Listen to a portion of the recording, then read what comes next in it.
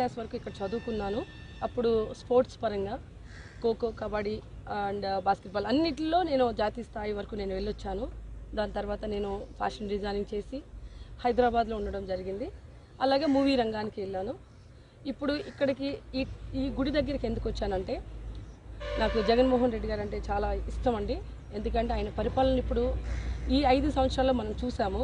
ఎంతోమందికి అంటే అందరూ అన్ని వేస్, నాట్ ఓన్లీ 1 పర్సన్ అని కాకుండా ప్రతి ఒక్కరికి సక్రమంగా నవరత్నాలు దాంతో వెళ్తూ దాంతోపాటు ఇంకెన్నో చేసుకుంటూ ఆయన ముందుకి ఆయన రాజకీయ పరంగా చాలా ముందుకు వెళ్తూ ఉన్నారు. ఆయన నిమిత్తం మళ్ళీ ఆయన సీఎం అవ్వాలని నేను ఇక్కడికి వచ్చి దేవుడిని కోరుకోవడం జరిగింది.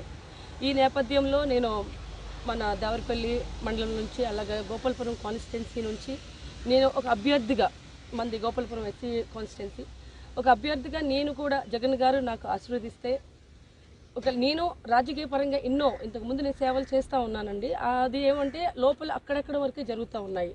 సో అది మనం ఒక పవర్లో ఉంటే ఇంకెంత బాగా చేయొచ్చు. అంటే జగన్మోహన్ రెడ్డి గారు ఇప్పుడు ఆ యంగ్ స్టార్స్ని, ఎవరైతే న్యూ జనరేషన్ ఉందో, న్యూ ఫేసెస్ ఉన్నాయో ఎంకరేజ్ చేస్తున్నారు. సో దట్ దానిలో కూడా నా వంతు నేను ట్రై చేసి నా వరకు నేను ఇంకా ఎంతవరకు నేను సమాజ సేవ చేయొచ్చు, రాజకీయ పరంగా ఇంకెంతవరకు నేను ఇంకా అభివృద్ధి చేయగలుగుతాను. ఎందుకంటే మనకున్న దానిలో కొంచెమే చేస్తున్నాము. అదే ఒక పవర్ ఉంటే ఇంకా బాగా చేయొచ్చు. ఆ ఉద్దేశంతో జగన్మోహన్ రెడ్డి గారు నాకు గనక అవకాశం ఇస్తే ఈ గోపాలపురం నియోజకవర్గాన్ని ఇంకా మోడర్న్గా ఇంకా బాగా అభివృద్ధి చెందేలాగా నా వంతు నేను కష్టపడడానికి సిద్ధంగా ఉన్నానండి. సో ఈ నిమిత్తము నేను జగన్మోహన్ రెడ్డి గారికి నేను కలవడం జరిగింది. జగన్మోహన్ రెడ్డి గారిని కాదు, ఎవరైతే పెద్దవాళ్ళు ఉన్నారో మిథున్ రెడ్డి గారు అవ్వచ్చు, లేక తర్వాత మేయర్ విజయసాయి రెడ్డి గారు, మొత్తం అక్కడ ఉన్న పెద్దలందరూ నేను కలిశాను. సో నా వరకు నేను ఏం చేయాలనేది నా వంతు నేను చేస్తున్నాను. అలాగే ఇంకా అవకాశం ఇస్తే ఇంకెంత నేను చేయగలుగుతాను, ఇంకెంత ఎఫర్ట్ పెట్టి నేను ఇక్కడ ఎట్టి పరిస్థితుల్లో గోపాలపురం నియోజకవర్గాన్ని నుంచి నేను ఆయన కంపల్సరీ నేను గెలిచే తీరుతాను. అంటే ఎందుకంటే మీ అందరి సహారంతో, నాట్ ఓన్లీ మీ ఒక్కరికి గెలుపు అనేది ఉండదు, అందరు కలిస్తేనే గెలుపు. అలాగే మన నియోజకవర్గంలో నేను కలిసిన 4 మండలాల నుంచి ప్రతి ఒక్కరు మనకు సపోర్ట్ చేస్తూ వచ్చారు. నాయకులందరూ ప్రతి నాయకులతో కలిసి ఒక టీమ్గా ఇదంతా గోపాలపురం అనేది ఒక కుటుంబం. ఈ కుటుంబం లాగానే అందరూ ఒక కుటుంబంలో మనుషుల్లాగా ఉండి గెలిచి మనమంటూ జగన్మోహన్ రెడ్డి గారిని మళ్ళీ ఇంకొక సెకండ్ టైం సీఎం, అలాగే third time CM, second time CM అయితే మళ్ళీ థర్డ్ టైం యాట్రిక్ చేసేలాగా నా వంతు నేను కృషి చేయాలని నేను అనుకున్నానండి. సో దీని నిమిత్తము జగన్మోహన్ రెడ్డి గారు నన్ను బ్లెస్ చేస్తే నాకు సీట్ ఇస్తే కూడా ఇంకా బాగా నా వంతు నేను ఏం చేయాలని అనుకుంటున్నాను. ఇది నా ఆశ. సో మిగిలింది మనకు దేవుడు అలా అనుగ్రహించాలని కోరుకుంటున్నానండి.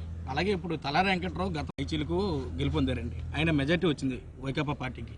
మీరు పోటీ చేస్తే ఎంత మెజార్టీని జగన్ గారికి గిఫ్ట్గా ఇవ్వబోతున్నారు? దానికన్నా డబుల్ మనం ఇవ్వచ్చండి. ఎందుకంటే ఇప్పుడు జగన్మోహన్ రెడ్డి గారికి ఇంకా అప్పటికి ఆయన సీఎం అవ్వలేదు.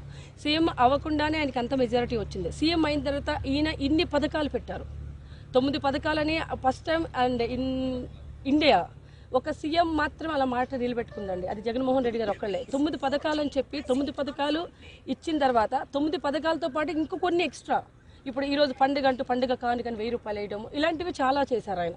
సో ఇలా తీసుకుంటే కనుక ఆ లాస్ట్ ఉన్న మెజారిటీ కన్నా డబుల్ మనకు వస్తుందని నేను నమ్ముతున్నానండి. సినిమా ఇండస్ట్రీ ఉందండి, నాట్ ఓన్లీ ఆర్జీవి గారు, కృష్ణుడు అని ఇంకా ఉన్నారు, సినిమా ఇండస్ట్రీ పరంగా ఉన్నారండి, నాకు సపోర్ట్ చేస్తున్నారండి. లేదండి, ప్రజెంట్ ఇప్పుడు రాజకీయ పరంగా ఏదైతే ఉందో దీనిలోనే ఉన్నాను, నేను ఇక్కడే ఉంటున్నాను. సో ప్రస్తుతానికి మూవీస్ ఏం చేయట్లేదండి.